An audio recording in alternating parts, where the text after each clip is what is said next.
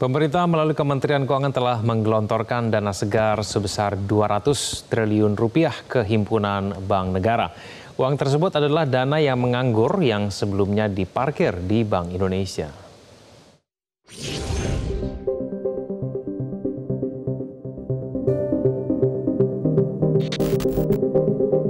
Kebijakan fiskal Menteri Keuangan Purbaya Yudi Sadewa memiliki pendekatan yang berbeda dengan Menteri Keuangan pendahulunya, Sri Mulyani.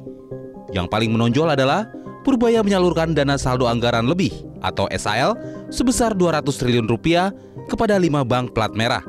Purbaya pun akan mendorong percepatan belanja. Transfer uang 200 triliun rupiah ke 5 bank sudah dimulai pada Jumat 12 September lalu. Masing-masing penerimanya adalah BRI, Bank Mandiri dan BNI menerima 55 triliun rupiah, BTN 25 triliun rupiah, dan BSI 10 triliun rupiah dalam bentuk deposito on call. Jadi 200T hari Jumat sudah masuk ke perbankan. Uangnya udah nongkrong di sana. Sekarang saya duga para dirut bank pusing. Mau nyalurin kemana? Tapi saya pikir dengan cara itu, paling enggak kalau mereka belum bisa nyalurin karena mereka punya uang lebih, dia nggak akan perang bunga lagi, bunga akan cenderung turun, itu akan berdampak ke ekonomi dengan itu sendiri ya.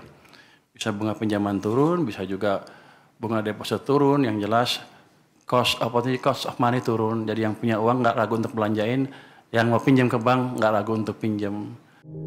Purbaya membantah kabar yang menyebut dana 200 triliun itu hanya diberikan untuk jangka waktu 6 bulan.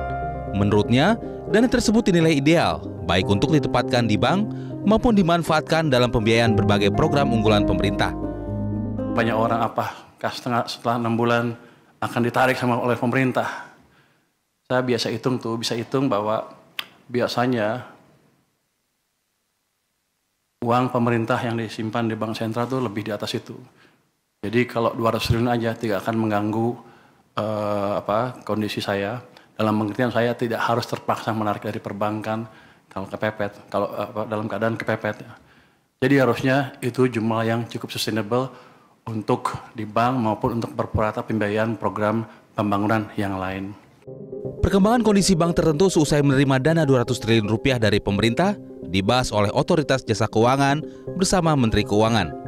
Ketua Dewan Komisioner OJK Mahendra Siregar menjelaskan dengan digelontorkannya dana 200 triliun rupiah itu, kini rasio antara alat likuid terhadap dana pihak ketiga atau ALDPK semakin tinggi, mengindikasikan likuiditas perekonomian tengah meningkat.